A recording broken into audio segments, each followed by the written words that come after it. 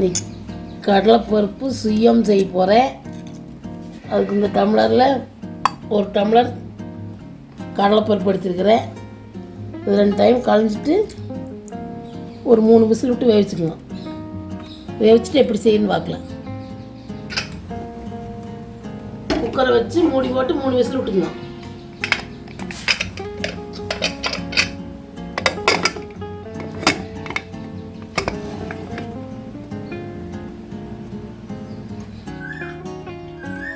பார்த்தீங்கன்னா பருப்பு வச்சு தண்ணி வடித்தாச்சு.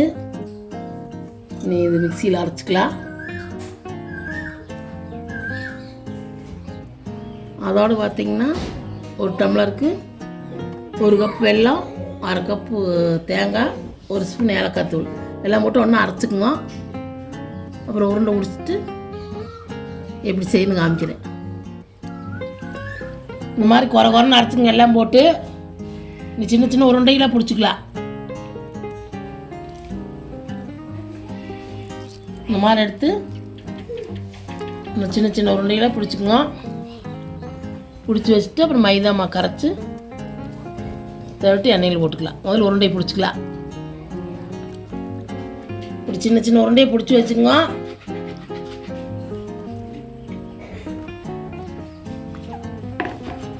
மைதா கொஞ்சமாக மைதா மாவு போட்டு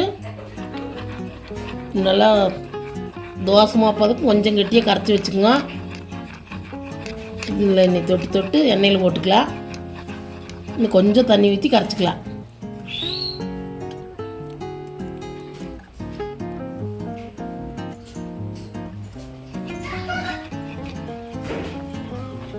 இந்த அளவுக்கு நல்லா கட்டியில்லாத கரைச்சி வச்சுக்கோங்க. நீ எண்ணெய் ஒன்றில் ஊற்றி காய வச்சுட்டு தொட்டு தொட்டு போட்டுக்கலாம்.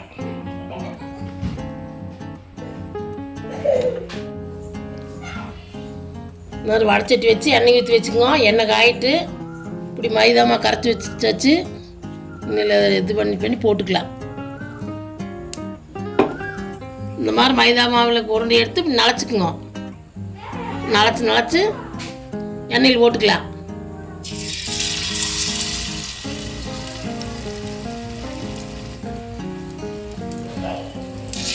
இந்த மாதிரி போட்டுக்குங்க.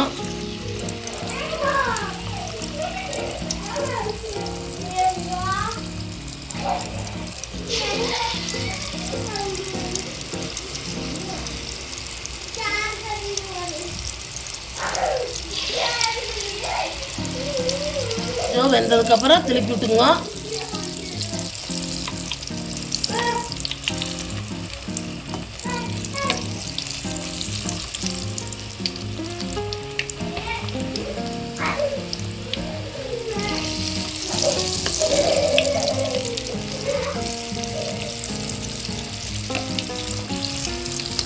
நல்லா திருப்பி விட்டுக்குங்க. நல்லா கொஞ்சம் செவக்கு வேவிட்டு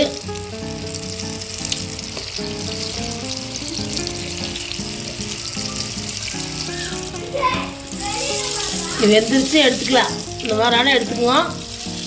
எடுத்துக்கலாம்.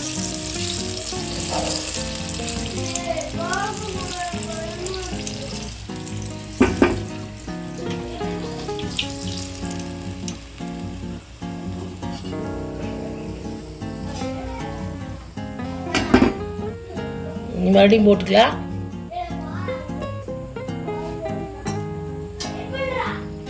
இன்னொன்று போட்டுக்கலாம்.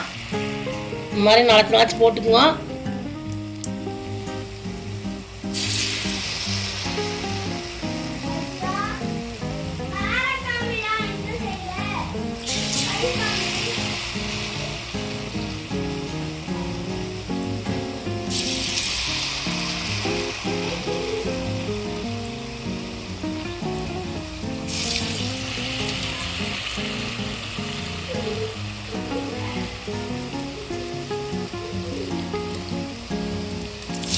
போட்டாச்சு. இது வேவிட்டு அதே மாதிரி அலாசி விட்டு எடுத்துக்குங்க.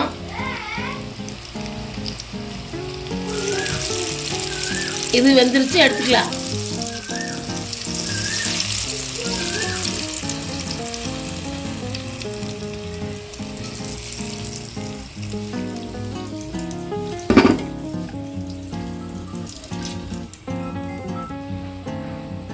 பார்த்தீங்கன்னா 2 எடுத்தாச்சு. நீ எல்லாம் சுட்டு காமிக்கிறேன்.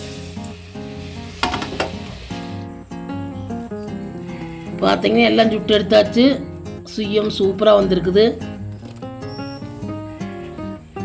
இந்த மாதிரி நீங்களும் செஞ்சு பாருங்க. இது பாரம்பரிய பலகாரம். குட்டீஸ்க்கெலாம் இந்த மாதிரி செஞ்சு கொடுங்க, நல்லா சாப்பிடுவாங்க, சத்தானது. செஞ்சு பார்த்துட்டு வீடியோ பிடிச்சிருந்தா லைக் பண்ணுங்கள், ஷேர் பண்ணுங்கள், சப்ஸ்கிரைப் பண்ணுங்கள்.